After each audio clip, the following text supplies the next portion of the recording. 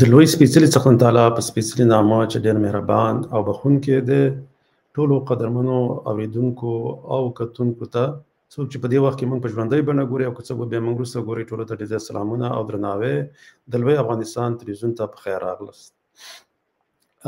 زموږ د نن موضوع چې ده هغه ولې پښتانه بې اتفاقه دي او د یووالي لارې چارې، په دې اړوند به درسره زه خپلې خبرې کوم.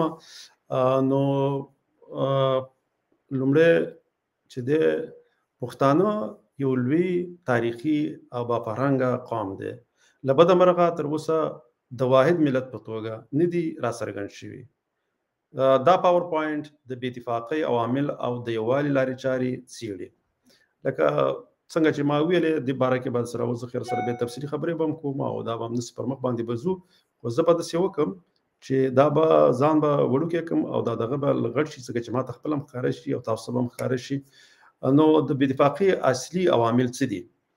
جغرافیایي ویش، لکه افغانستان، پاکستان، خو موږ ته پښتونستان ویو ځکه دا په دوو برخو چې کله نه انګریزانو تقسیم کړی دی، په دې کې پښتانه اخواته د کرښې چې د ډیورنډ د کرښې اخواته دي، نو هغه ځان ته اوس د پښتون په ځای باندې زیات ځان ته پاکستاني وایي. اینه پاکستانیت په هغوی کې ډېر زیات شوی دی او د پښتونولۍ هغه احساس چې باید په پښتون کې وي هغه ته ورځ تر ورځه کمیږي. هغه ولې کمیږي؟ ځکه هغه تدریس یا هغه تدریسي نصاب چې کله د ماشومتوب نه دوی ته تدریس کیږي، هغه چې دی د دوی نه هغه د پښتونولۍ احساس اخلي او د پاکستانیت احساس په دوی کې اچوي. اوله یو فیکټر دا دی. دویم فیکټر دا دی چې هلته کومې ډرامې چې دي یا د پنجاب کومه میډیا چې ده هغه هم د دوی دپاره کار کوي او هغه پاکستانیت په دوی کې اچوي. که هغه پښتو میډیا ده الکترونکس یا د پاکستان د اردو میډیا ده، نو هغه په دې باندې ډېر کار کوي. هغه داسې خپله زه چې کله د دوی تلویزیون کې ګورم همیشه ورته افغانستان د پاکستان ضد ښکاره کوي او خپله پښتون ځان ته د یو پاکستاني فکر کوي. نو چې کله افغانستان د پاکستان د سیاست ضد شي یا د ریاست ضد شي، نو هغه پښتون چې په پښتونخوا کې ژوند کوي هغه داسې فکر کوي چې دا لکه د پښتون ضد شوی دی. نو دغه یو احساس دی چې پنجابي ریاست د کوزي پښتونخوا پښتون ته ورکړی دی.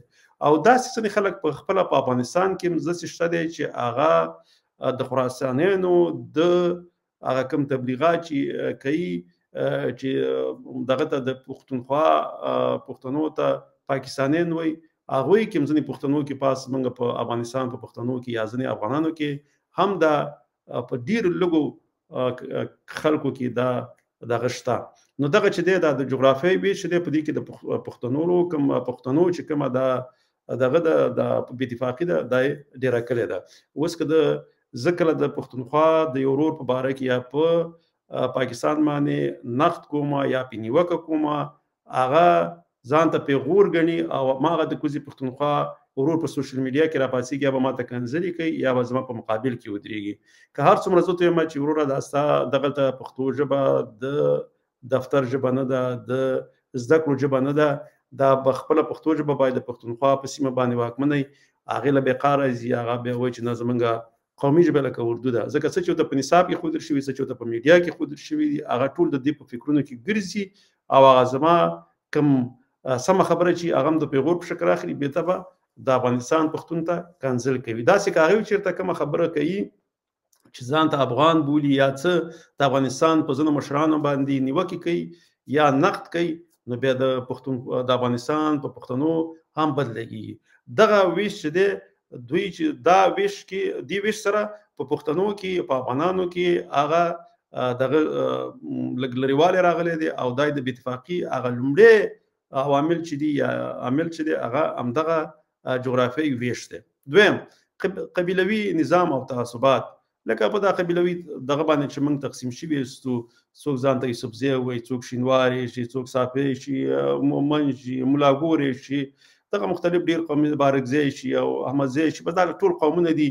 دا بیا د یو بل هر یو ځان لوړ احساسوي، هر یو خپل تاریخ ته په ښه نظر ګوري، بل چې دی هغه ټیټ راولي. اوس ولا دا د غلجي او درانیو بحث دی دا هم پکې ډېر شوی دی.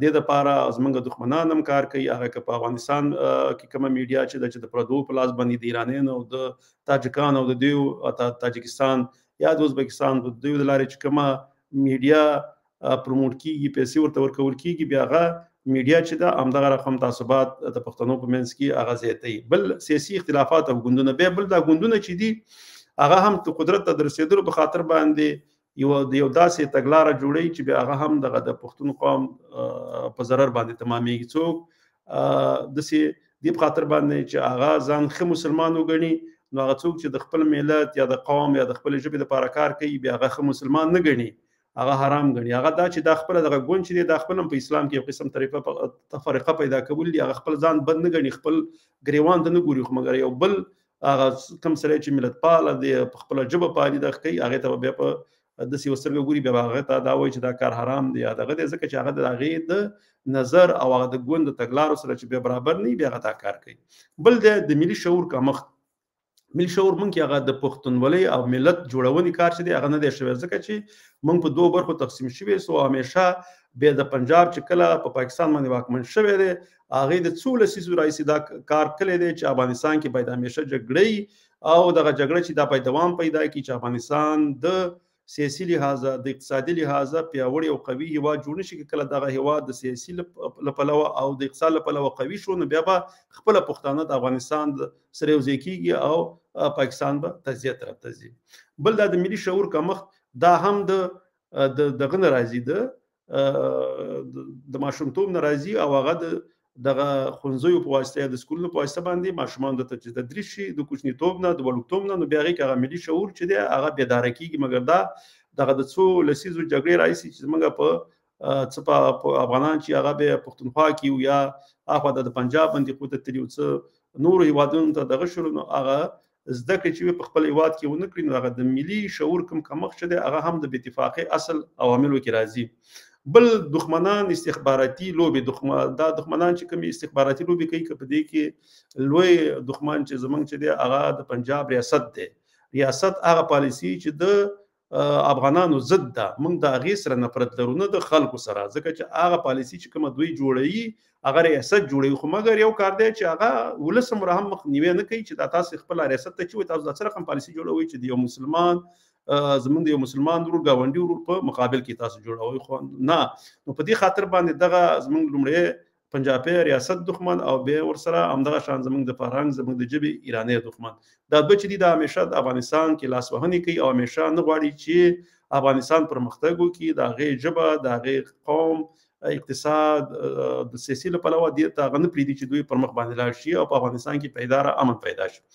بل د رښتینې مشرۍ نشتوالی دی چې موږ یو صحیح داسې یو رهبر یو مشر پیدا نه شو چې هغه واقعا د افغانیت اسلامیت او زموږ د ژبې او زموږ د خلکو دپاره کار وکړي، بلکې دلته چې څوک هم راځي د پردو هیوادونو د پردو خفیه ادارو دپاره کار کوي. بل دا کار دی فرهنګي زغم کمزوري، ځکه موږ همیشه په لږه لږه خبره باندې یو بل ته سمدواره کنځل کوي، د یو بل په مقابل کې سره ټوپک راخلو او جګړې طرف ته ځو. دغه شی نه چې دي چې دا د بې اتفاقۍ د پښتنو د بې اتفاقۍ اصلي عوامل دي. بیا به زه همداسې لاړ شم. بل جغرافیوي چې څنګه ما مخکې هلته په دغه کې یو که نه هغه پاس په یوه جمله کې دا وه چې د ډیورنډ کرښې له امله پښتانه دوه برخې شوي دي. دا دوی برخې شوي چې کله د دي نو ځکه همدغه سره هغه هغه ته پښتنو ته داسې تدریسي نصاب جوړ شوی دی چې خپل افغان ورور یې ورته دښمن ښکاره کړی، د پښتنو مشران ورته سم نه ښیي، د هغې په ځای باندې ورته پنجابي مشران ښیي. ښه بیا دی دا ویش د یووالي سیاسي ځواک او ګډ هویت پر ضد کار کړی دی. همدې ویش چې دی د یووالي او دغه د سیاسي ځواک او ګډ هویت پر ضد باندې همدغه جغرافیوي ویش دا کار کوي. لکه مخکې ما ملګرو سره خبرې کولې، ما تر څو پورې چې پښتانه په یو جغرافیه سره راټول نه شي هېڅکله به زموږ پښتنو کې یووالی رانشي او موږ به پرمختګ ونه کړو، د دنیا او د نړۍ سره به سیالي ونه شو کولی. هغه ځکه چې موږ کې هغه یووالی وحدت چې نه وي نو موږ به همیشه د یو بل ګریوانونو ته کلاسي او موږ به همیشه په خپلو منځو کې په جګړې اخته وو، نو موږ به څه ترقي وکړو. نو دغه ویش چې دی دغه جغرافیوي ویش چې دی د پاکستان او د افغانستان چې دغه انګریزانو ورته پکې جوړ کړی چې زموږ د پښتونخوا صوبې دغه پاکستان ته ورکړی، نو دغه ویش چې دی دغه کې د پښتنو ډېر غټ زیان دی. بیا دا دی چې قبیلوي تعصب او داخلي رقابتونه، دا قبیلې چې دي له یو بل سره رقابت لري همیشه، لکه ما چې څنګه ویلې سبزي دي، که دغه نورې قبیلې دي شینواري، که چاره قبیلې دي یو بل سره همیشه په دغه کې قدرانی دي کې غلجی د همیشه یو بل سره د په رقابت کې لکه یو بل د پخین رانیسي نه پریدي چې یو بل مخکې لاړ شي، نه په سیاست کې نه په کوم بل د دنیا په بل کوم کار کې، نو دا یو بل همیشه پخې نیسي. خو یو بل ته د نه منلو سپکاوی او ځان لوړ ګڼلو کلتور عام دی. لکه دا خو په دې موږ ټول پوهېږو چې همیشه موږ یو کم نیو، بس همیشه یو بل د پاس یو او یو سره بس وایي چې دا زه یم، موږ بل خپل پښتون ورور ځان سره یو مساوي نه ګڼو، همیشه هغه د ځان نه لاندې راته ښکاري. نو دا ښه کار نه دی، همدا د بې اتفاقۍ یو عامل دی. بل دا د ملي شعور او تعلیم کمښت.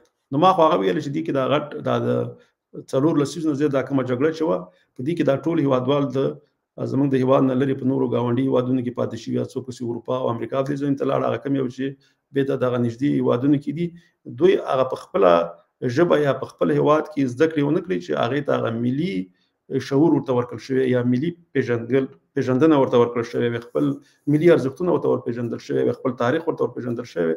نو په دې خاطر باندې دوی هغه د خپل دغه نه لرې پاتې دي، د خپل ملي ارزښتونه نه. بل خلک لا هم شخصي او سیمه ایزي ګټو ته لومړیتوب ورکوي. بیا د دښمنان استخباراتي لوبې او منفي رسنۍ. د استخباراتو لخوا د پښتنو ترمنځ اختلافونه پارول، لکه دغه مخکې نه څنګه چې لکه څنګه چې آی اس آی او دغه نورو خفیه ادارو په افغانستان کې لاسوهنې کولې، همیشه د پښتنو په منځ کې بې اتفاقیګانې پیدا کړي، یو د بل په مقابل کې جنګولي دي. حتی داسې کوي د بلوچستان کې د پښتانه او بلوچستان په ګډه باندې ژوند کوي، دوی کله بلوچستان ته ډېر سیټونه ورکړي، کله پښتنو ته ورکړي، بیا هغوی به یو بل سره همداسې په جګړه کې چې ستا ډېر ګوټونه واغېستل یا ستا په د صوبایي اسمبلي کې سیټونه زیات دي، نو بیا دوی همیشه هغه پښتانه او بلوچ هم سره جنګوي او پښتانه د پښتنو سره هم جنګوي. شخصي رسنۍ د کرکې، عقیدې او سپکاوي تبلیغ کوي. دغه اوس دا شخصي رسنۍ چې هلته په الکترونیکس کومې شخصي رسنۍ چې دي په پاکستان کې لکه پنجاب او دغه نور خپله پښتونخوا کې چې پنجابي نه جوړې کړي لکه خیبر او داسې نورې ځینې رسنۍ، دا هم په دې کې ډېر غټ رول لوبوي، ځکه دوی همیشه داسې خبر د پښتنو په باره کې خپروي چې یو بل د دښمنان چې لکه دوی افغانستان ته خپل اولنی دښمن ښکاره کوي، داسې فکر کوي چې دغه جګړې چې دي دا د افغانستان نه راځي په پښتونخوا کې کېږي، چې کله دغه چاودنې کېږي یا چې کېږي، نو دې په خاطر باندې هغه د پښتونخوا د ولس زړه بدوالی د افغانستان د پښتنو نه کوي. او همداسې په اخواته ځینې نورې رسنۍ دي چې د ایران د خوا نه او د نورو ځینې هېوادونو د خوا نه کېږي، چې هغه ورته بیا د کوزي پښتونخوا ځینې پښتانه داسې معرفي کوي. نو بیا همداسې پر مخ باندې بیا دا د رښتینې مشرۍ نشتوالی، ځکه دا خو ما مخکې په سر کې ویلي وو، هغې باندې ما خبرې هم کړي، نو په دې باندې ډېرې خبرې کوم. داسې مشر نشته چې ټول پښتانه پرې باور ولري. مشران اکثر په ځان ګوند یا بهرنیو ایجنډو بوخت دي. نو دا چې دی دې نه به هم لاړ شو مخکې، داسې زموږ مخکې تفاوله کې په ما بحث کړی دی، نو ځکه ډېر پرې نه ورځم. د یووالي لارې چارې او لومړی برخه ښه، اوس په دې باندې خبرې کوو چې ملي یووالی په موږ کې به څنګه راځي. تعلیم ته لومړیتوب ورکول، د ملي شعور روزنه او د تاریخ پیژندنه، دغه ډېره مهمه ده. قبیلوي تعصبات کمول، د یو بل منل او یو بل ته درناوی کول. نو دا چې کوم یو دی که چېرته په خپله په داخل کې موږ دغه د ښوونځیو د لارې خپلو دغه نوي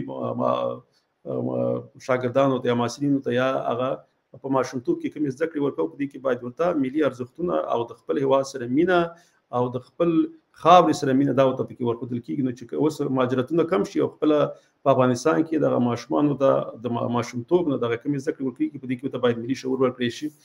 او بیا د قبیلوي تعصبات کمول، او په دې کې ورته وایي چې تاسو ټول یو پښتانه یاست، ملي تعصباتو پسې قبیلوي تعصباتو پسې مه ځئ.